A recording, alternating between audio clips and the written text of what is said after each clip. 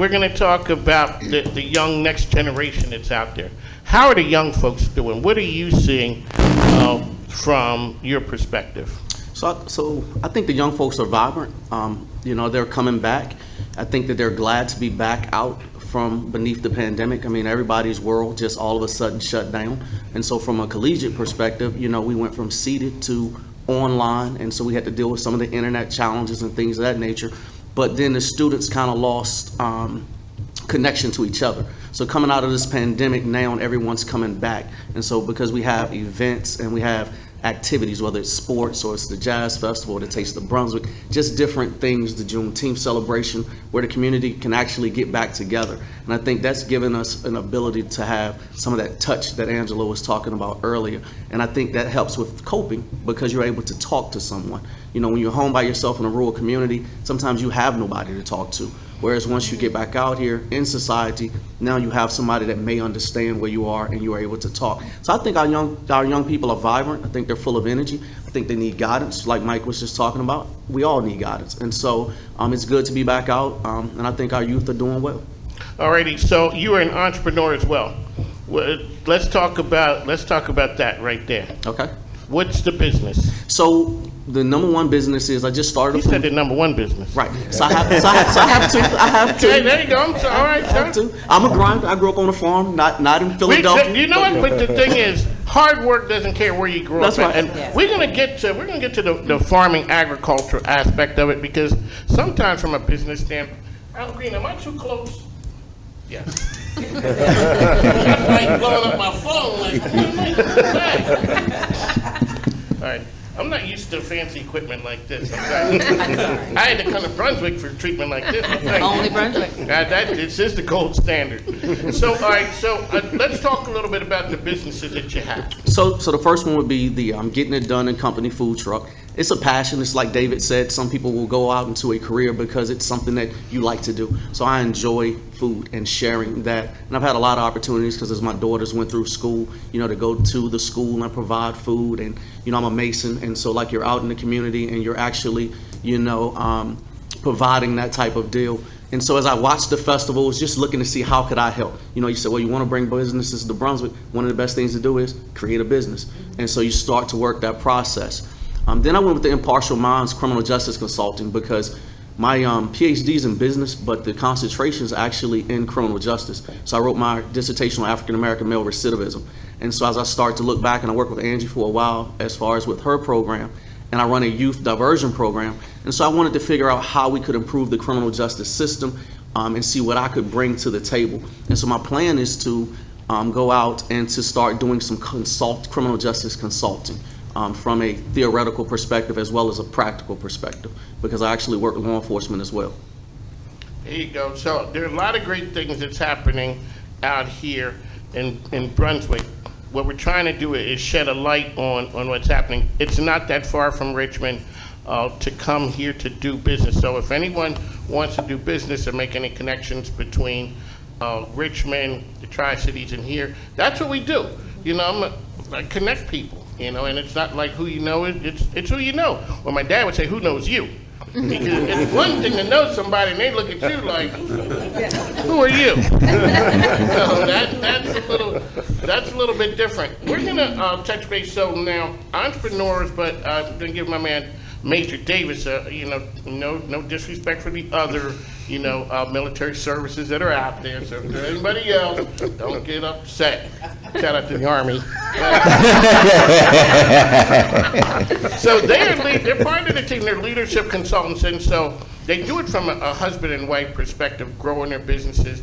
And what I found with them is they've had to move a lot because of that, that travel agent called Uncle Sam would move you from place to place, and each place they become part of the community. So touch on a little bit about that and growing a business, going from place to place. She has years at the DOD, he has years in the Army, and they've created a business model. All right, that's a lot. That's called build-up. No, so it's very interesting, right? We have, I would say, a privilege to not only just move around, but to connect, right? Some people will say, oh, you get uprooted every 3 to 4 years or whatever. How do you deal with that? We deal with it like as an opportunity because we know who we are and we have a love for the community and a love for leadership. Been in leadership, probably development collectively for over 35, almost 40 years. So understanding, seeing, we're all leaders sitting around and even in the back room, right? Yeah, we're leaders, right? We're leading organizations wherever you're at. But Barry, as you mentioned, trust, right? So when we look at each other and we will have to take that, look at the reflection in the mirror, do people really trust me in my organization? And how do I deal with that? How do I grow as a leader, leading other people in whatever space that I'm in? And when it comes to community, wherever we're at, the first thing we find out is where the chamber is, what's going on. We get involved. We listen to people's stories because who told us? Someone long time ago told Kelly and I, you don't know someone until you know their story. So we get on ground, we listen to the stories, hear where the gaps are, and we get involved. And that's who we are as people, and that's who we are as business. And again, we have our leadership and then firm, and then we also have our nonprofit Aim for Unity, which is, it looks at leadership, literacy, legacy, and justice. So we do a lot as well in the military and in the communities that we're involved in. And Kelly, she's doing something that's coming up. It's a Latina event with women businesses. Let's touch on that for a second, ma'am, if you would. You thought you were going to get out of here. You thought you was leaving. No, I didn't think you'd do that. So, like Charles just shared, it's part of our DNA to come out and connect and build community with other entrepreneurs. So we started, I'm gonna backtrack a little bit before announcing the event. We started this entrepreneurial journey in 2010.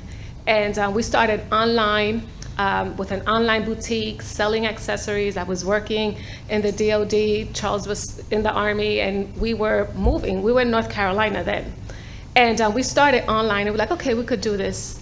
So within 5 years span, we went from online to scaling, having a storefront. And we opened the storefront 3 states after we opened it, which was in Texas. So we launched the shop there, and we were like, okay, this is it. Well, here goes Uncle Sam, time for you to go. But we had a transitional moment. And I mentioned that because as we're sitting here and we're talking about entrepreneurship, we're talking about community, right now, as the professor was just sharing, students are exiting workplaces, they're exiting education because they want to hang their shingle. They want to start their businesses. So how do we share and cross-pollinate what we're doing in our businesses, how we let them know it's possible, but also letting them know that the economy needs them to contribute back into their communities. So in doing that's what we do, and that's where our entrepreneurial DNA started, was over 12 years ago. And now with Anchor in Leadership, we are invested and dedicated working with senior leaders within local governments, higher governments, federal government, corporate sector, private entities. And I work especially with women as well in different leadership positions. And as you can see and hear, I'm a Latina, so I'm from the Bronx, we from the Bronx, so hustle and grind is also part of our DNA.